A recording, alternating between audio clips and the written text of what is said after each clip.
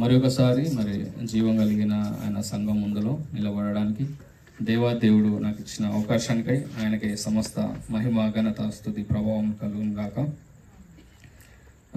పరిశుద్ధ వాక్యంలో నుంచి కొన్ని ప్రాముఖ్యమైన విషయాలు ధ్యానించుకుందాం. దయచేసి అపోస్తలుడైన అయిన పౌలు గారు తిమోతికి రాసిన మొదటి పత్రిక 1వ అధ్యాయము 18వ వచనము. నా కుమారుడవైన తిమోతి, నీవు విశ్వాసమును మంచి మనస్సాక్షియు కలిగిన వాడవై నిన్ను గూర్చి ముందుగా చెప్పబడిన ప్రవచనముల చొప్పున ఈ మంచి పోరాటము పోరాడబడవలనని వాటిని బట్టి ఈ ఆజ్ఞను నీకు అప్పగించుచున్నాను. అట్టి మనస్సాక్షిని కొందరు త్రోసివేసి విశ్వాస విషయమై ఓడ బద్దలైపోయిన వారి వలె చెడి ఉన్నారు. చాలా పరిశుద్ధ వాక్యంలో ఈ 18-19 వచనాల్లో చూస్తే మరి అపోస్తలుడైన పౌలు గారు మరి ఆయనతో పాటు తిరిగి సహవాసం చేసిన ఆయన శిష్యుడైన మరి తిమోతికి ప్రాముఖ్యమైన విషయాలు తెలియజేస్తూ, తిమోతి, నువ్వు మంచి మనస్సాక్షి కలిగి మరి మంచి పోరాటం, విశ్వాస విషయంలో మంచి పోరాటం పోరాడవాలని మరి పౌలు గారు తిమోతికి హితబోధ చేస్తున్నట్టుగా మనం చూస్తూ ఉన్నాం. అయితే మరి ఆయన పౌలు చెప్తా ఉన్నాడు, మరి అట్టి మనస్సాక్షిని కొందరు త్రోసివేసి విశ్వాస విషయంలో భ్రష్టులైన వారు కూడా ఉన్నారని మరి దేవుని వాక్యము మరి తెలియజేస్తూ ఉన్నది. అయితే మరి ఈ దినము మనము ఆలోచించాలి, మనస్సాక్షి విషయంలో మనం ఆలోచన చేద్దాం. ఈ మనస్సాక్షి అనేది మరి ప్రతి విశ్వాసికి, క్రీస్తుని అంగీకరించిన ప్రతి విశ్వాసికి మరి చాలా ప్రాముఖ్యమైనది. ఈ మనస్సాక్షి ఎట్లా ఉన్నది, మన మనస్సాక్షి ఎలా ఉన్నది అనేది మనం పరిశీలన చేసుకోవాలి. అసలు ఈ మనస్సాక్షి ఏమిటి, మనస్సాక్షి మనలో చేసే కార్యం ఏంటంటే మరి ఈ మనస్సాక్షి దేవుడే మన లోపల పెట్టిండు, ప్రతి వ్యక్తి లోపల మనస్సాక్షిని పెట్టిండు. ఈ మనస్సాక్షి దేవుడు పెట్టిన ఒక ఆత్మ దీపము. కాబట్టి ఈ మనస్సాక్షి ఏం చేస్తుందంటే అన్నిటిని కూడా శోధిస్తూ ఉంది, అన్నిటిని కూడా మన లోపల ఉన్న ప్రతిదీ కూడా పరిశీలన చేస్తూ ఉంటుంది. మరి ఒకవేళ మన లోపల ఏ విధమైన దోషంలోనూ ఏ విధమైన పాపంలోనూ అవి హెచ్చరిస్తూ ఉంటుంది ఆ మనస్సాక్షి. ఒకవేళ ఒక పాపం చేయడానికి పోయే పరిస్థితి ఎదురైతే, చేయరాని కార్యం చేయడానికి పోయే పరిస్థితి ఎదురైతే అట్టి మనస్సాక్షి మనల్ని ఏం చేస్తుంది అంటే హెచ్చరిస్తూ ఉంటుంది, అది చేయొద్దు, అది తప్పు. ఆ మనస్సాక్షి హెచ్చరించినప్పుడు మనం మనస్సాక్షికి లోబడినప్పుడే మరి మన జీవితము సరైన విశ్వాస జీవితం సరైన విధంలో ముందు కొనసాగుతుంది. ఒకవేళ మనస్సాక్షిని మనము ఆ పక్కకు పెట్టేసి దాన్ని అలాగే బంధించి మరి మన ఇష్టానుసారంగా చేసినప్పుడు మరి ఆ మనస్సాక్షి అనేది ఎప్పుడు కూడా మరి మన మీద దోషారోపణ మరి నిందలు వేస్తున్నట్టుగానే మనం ఆలోచన చేయాలి. ఈ మనస్సాక్షి ఎప్పుడు మనల్ని విడిచిపెట్టిపోదు, అది మన లోపలనే ఉంటుంది. సాధారణంగా కొంతమంది వ్యక్తులు ఏం చేస్తారంటే ఈ మనస్సాక్షిని ఏం చేస్తారంటే దాన్ని మనల్ని గద్దించకుండా దాన్ని ఎలాగైనా దాన్ని అదుపు చేయాలనే విధంగా కొన్ని ప్రయత్నాలు చేస్తూ ఉంటారు. అంటే కొందరు త్రాగడం ద్వారా, మద్యం సేవించడం ద్వారా, లేదా ఇతర పనులు ఎంచుకోవడం ద్వారా ఎలాగైనాను మరి ఆ మనస్సాక్షి గద్దింపును తప్పించుకోవాలనే విధంగా ఈ మనుషులు ఏం చేస్తారంటే కొన్ని ప్రయత్నాలు వాళ్ళు చేస్తూ ఆ మనస్సాక్షిని అణిచివేయాలని ప్రయత్నం చేస్తూ ఉంటారు. కానీ మనస్సాక్షి ఎలాంటిదంటే ఇది అణిచివేస్తే అణిచిపోయేది కాదు. ఎందుకంటే ఇది ప్రతి వ్యక్తిలో ఇది దేవుడే మరి ఈ మనస్సాక్షిని పెట్టినాడు. కాబట్టి దేవుడు పెట్టినది దాన్ని ఎవరు కూడా అదుపు చేయలేరు, అణిచివేయలేరు.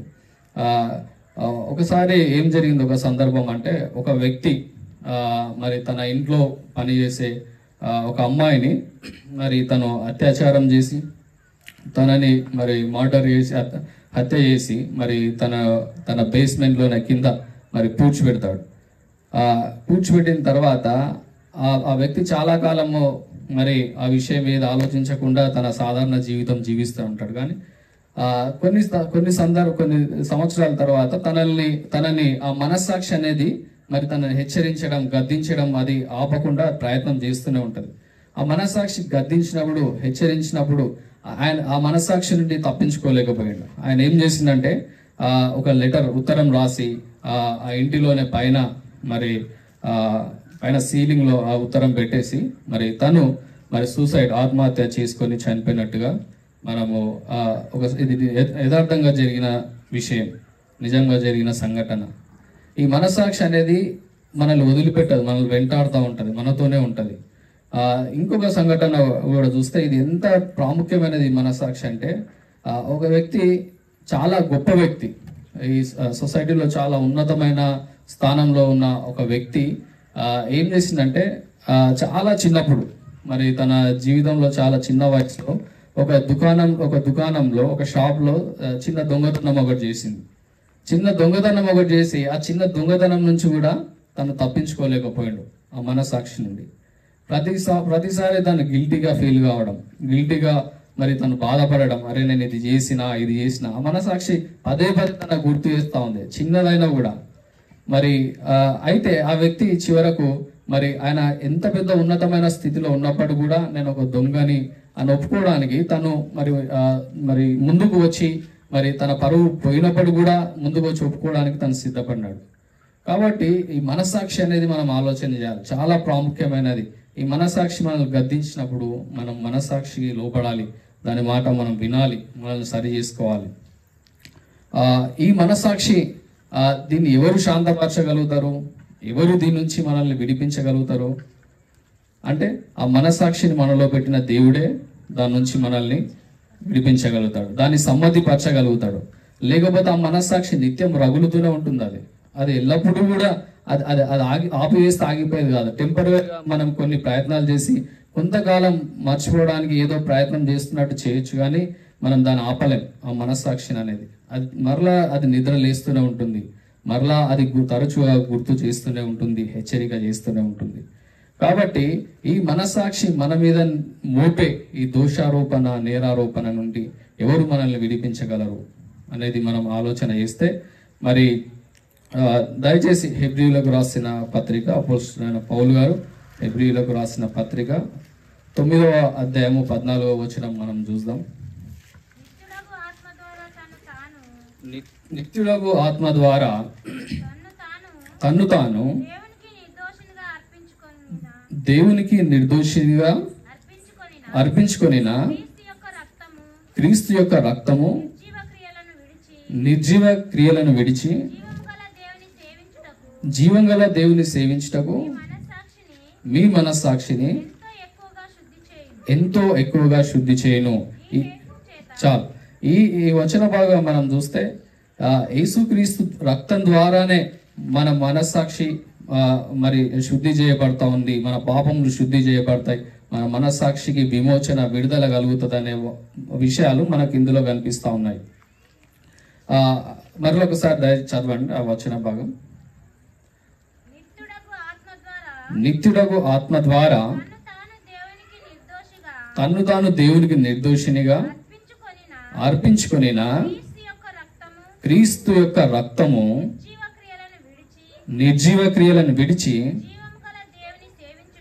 జీవంగల దేవుని సేవించుటకు మీ మనస్సాక్షిని ఎంతో ఎక్కువగా శుద్ధి చేయును. నిర్జీవ క్రియలను మనం విడిచిపెట్టాలంటే మనస్సాక్షి హెచ్చరిస్తా ఉన్నప్పుడు మరి దానికి లోబడి మరి ఆ మనస్సాక్షి చెప్పిన విషయాలు మనం అంగీకరించడానికి మరి మనకు సహాయం చేసేది ఏంటంటే యేసుక్రీస్తు యొక్క రక్తం మాత్రమే మనకు సహాయం చేస్తుందని దేవుని వాక్యం సెలవిస్తా ఉన్నది. లేకపోతే ఈ మనస్సాక్షి నుండి మనల్ని ఎవరు కూడా తప్పించలేరు. మనం కొన్ని సంఘటనలు విన్నాం, అది చిన్న దొంగతనమే, చాలా చిన్న వయసులో చేసిన, అది ఎవరికి తెలుసు ఇప్పుడు, అది ఎవరు తెలియదు, అది ఎవరు ఆలోచన కూడా చేయరు. కానీ ఆ మనస్సాక్షి అనేది ఏం చేస్తా ఉందంటే అది ఆ గిల్టీనెస్ తన లోపల ఆ భారం అనేది ఎప్పుడు కల్పిస్తూనే ఉంటుంది. అది కాబట్టి తను పరువు పోయినా సరే, సొసైటీలో తన గౌరవ మర్యాదలు పోయినా సరే, కానీ తన మనస్సాక్షి విషయంలో మరి తన తప్పులను ఒప్పుకోవడానికి తను సిద్ధపడి ముందుకు వచ్చినట్టుగా మనం చూస్తున్నాం. కాబట్టి ప్రభువునందు ప్రియ విశ్వాసి దేవుని సంగమా, మనం కూడా ఆలోచన చేయాలి. మన మనస్సాక్షి ఏ విధంగా మనల్ని హెచ్చరిస్తా ఉన్నది, ఒకవేళ మన మీద ఏమైనా దోషారోపణ చేస్తా ఉన్నదా, ఇంకా ఒప్పింపబడని పాపములు మన లోపల ఏమైనా ఉన్నవా అనేది దేవుని వాక్య వెలుగులో మనం పరిశీలన చేసుకుందాం. ఇంకా ఒకవేళ అటువంటి పాపములు మన లోపలనే పెట్టుకొని ఇంకా మనల్ని వాటిని కప్పిపుచ్చుతూ మనస్సాక్షిని మన మీద మోసం చేస్తూ ఇంకా మనం ముందుకు సాగాలంటే ఈ మనస్సాక్షి అనేది మనల్ని వెంటాడుతూ ఉంటుంది అనేది మనం ఎప్పుడు కూడా గుర్తు పెట్టుకోవాలి. చివరిగా ఒక వచనం చూసి మనం ముగించుకుందాం. అదే హెబ్రీయులకు రాసిన పత్రిక 10వ అధ్యాయము 2వ వచనము. అలాగూ చేయగలిగిన ఎడల సేవించువారు ఒక్కసారే సిద్ధపరచబడిన తర్వాత వారి మనస్సాక్షికి పాపజ్ఞాప్తి ఇకను ఉండదు. చాలు. ఈ వచన భాగం మనం చూస్తే ఇంకా సేవించబడిన వారికి అంటే ఇంకా వారికి పాపజ్ఞాప్తి ఎప్పుడు కూడా రాదు అని దేవుని వాక్యం సెలవుస్తుంది. ఒక్కసారి రిపీట్ చేయండి దయచేసి మళ్ళీ.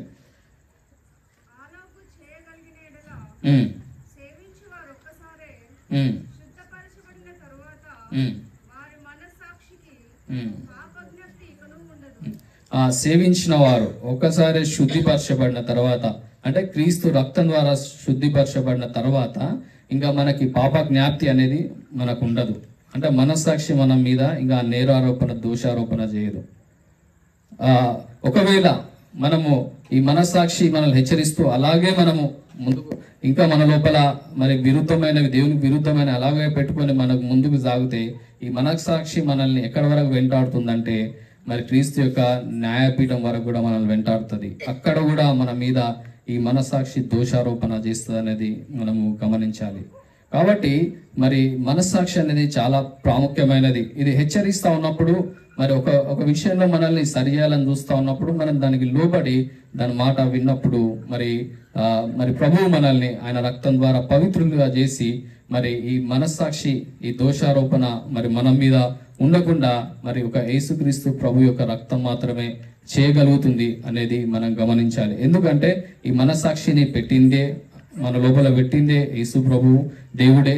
మరి దాన్ని శాంతిపరచగల వ్యక్తి కూడా మరి ప్రభు అయిన యేసుక్రీస్తు యొక్క రక్తమే అనేది మనము గమనించాలని ప్రభు నామంలో మనవి చేస్తూ విన్న మరి శ్రేష్టమైన మాటలను బట్టి మరి సంఘం అంతటి కూడా ప్రభు నామంలో మరొకసారి వందనాలు తెలియజేస్తూ యొక్క మరి కొద్ది మాటలను ముగిస్తా ఉన్నాను.